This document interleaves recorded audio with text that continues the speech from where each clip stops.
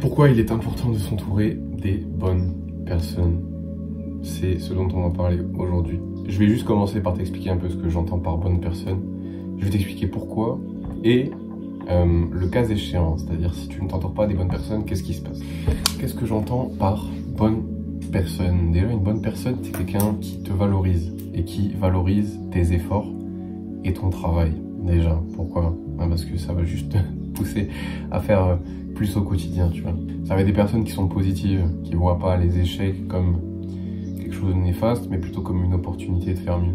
Ce que j'entends par bonne personne, déjà, c'est une personne qui te valorise, qui te met en avant et qui valorise tes efforts et tes actions que tu mets au quotidien pour devenir une meilleure personne. C'est aussi une personne positive, qui est relativement optimiste dans la vie. C'est une personne qui est un minimum ambitieuse, tu vois, qui est un minimum exigeante, ou en tout cas qui a les mêmes niveaux d'exigence que toi, ou un peu plus.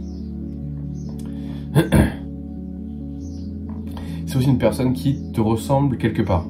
Il y a forcément un aspect de sa vie qui est le même que le tien, que ce soit les activités, que ce soit les centres d'intérêt, que ce soit la vision de la vie. Il faut qu'il y ait des points communs, parce que ça rassemble et ça te fait te sentir compris. Donc tu me diras pourquoi c'est si important que ça. En vrai, c'est juste logique. Pourquoi c'est important de s'entourer des bonnes personnes? Déjà, t'es plus positif, t'es plus optimiste. Tu vois les échecs comme une opportunité de faire mieux, t'es moins méchant avec toi. Tu peux rester exigeant avec toi, tu peux être dur avec toi en un certain sens, mais tu n'es pas méchant avec toi. Parce que tu es entouré de gens positifs, de gens optimistes aussi. Donc ça va, si tu veux, ça va teinter un petit peu ta manière dont tu agis avec toi. Ça va influencer la manière dont tu te vois, dont tu vois la vie et dont tu fais les choses. Donc c'est super important. Aussi, c'est des gens qui vont t'encourager, tu vois. Parce que tu fais des efforts, tu fais des actions quotidiennes pour devenir meilleur. Si ces gens-là t'encouragent, te dire putain frérot, c'est bien ce que tu fais, franchement continue, mec, ça se voit que tu fais des progrès, mec, ça te donne juste envie de progresser, tu vois, parce que tu as déjà un retour positif. Donc ça va te pousser à devenir encore meilleur et à mettre encore plus d'efforts dans ces choses-là. Et c'est là où, en fait, vous vous tirez mutuellement vers le haut un petit peu, tu vois. Vous poussez vers le haut, et ça c'est bien. Tu vois, c'est bien, c'est faux, faut avoir des amis comme ça, c'est super important, qui te poussent à devenir meilleur au quotidien et que tu pousses aussi à devenir meilleur au quotidien.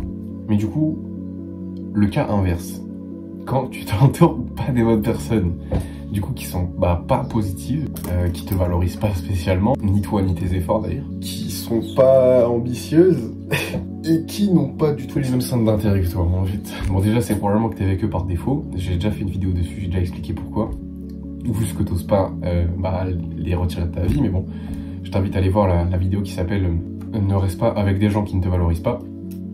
Je t'invite à aller la regarder et ça parle un petit peu de ça. Mais du coup, en fait, si tu veux, tu vas finir par les ressembler. Leur ressembler plutôt, pas les ressembler.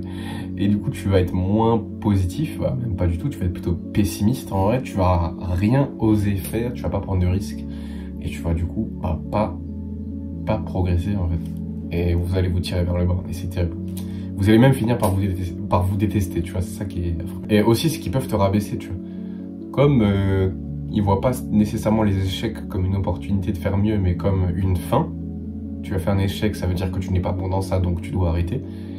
Ils vont pas te rabaisser, enfin, peut-être qu'ils vont même te rabaisser, mais ils vont te dire, ah, tu vois, je t'avais dit que ça allait pas marcher ces choses-là, vas-y, arrête, c'est bon, on revient. Tu vois, c'est des gens qui veulent pas que tu t'élèves, parce que si tu veux, à partir du moment où tu vas t'élever et devenir meilleur et développer tes qualités, tes compétences, quand ils vont le voir, si tu veux, ça va être juste un reflet d'eux-mêmes qui va leur montrer tout ce qu'ils auraient pu être et tout ce qu'ils auraient pu faire pour devenir une meilleure personne et qu'ils n'ont pas fait. Et ils vont te détester pour ça. Donc, voilà. C'est ça qui va se passer si tu t'entoures des mauvaises personnes, en gros, tu vois. Et ça va impacter ta santé mentale. Et tu vas juste avoir une vie qui a un goût un peu différent, tu vois. La vie, elle va manquer de sel un peu, tu vois. Mais du coup, l'impact sur le long terme, c'est encore pire, tu vois. Si tu regardes sur 5 ans avec des gens qui te ressemblent pas, ou avec des gens qui sont des bonnes personnes pour toi, tu vois, bah ta vie change complètement en fait. On sait que t'es la moyenne des 5 personnes que tu côtoies le plus. Cette phrase a été dite et redite, mais elle est tellement vraie. Juste mon gars, bah, ta vie change de trajectoire en fonction des gens que tu fréquentes, en fait. Si t'es dans un groupe et qui part dans ce sens-là, tu vas partir avec le groupe. Tu vois, tu vas pas... Ou alors tu quittes le groupe pour aller à un autre endroit, tu vois. Mais le problème, c'est que si t'es entouré des mauvaises personnes, de personnes qui te tirent pas vers le haut, qui te poussent pas à faire des efforts, qui te dévalorisent, qui ne prennent pas de risques, qui sont pas ambitieux et qui te rabaissent, tu vois. Tu vas aller avec eux, en fait, et tu vas finir comme eux. Donc ça n'a aucun intérêt. Déjà pour toi, mais aussi pour eux, parce que tu les aides pas, en fait.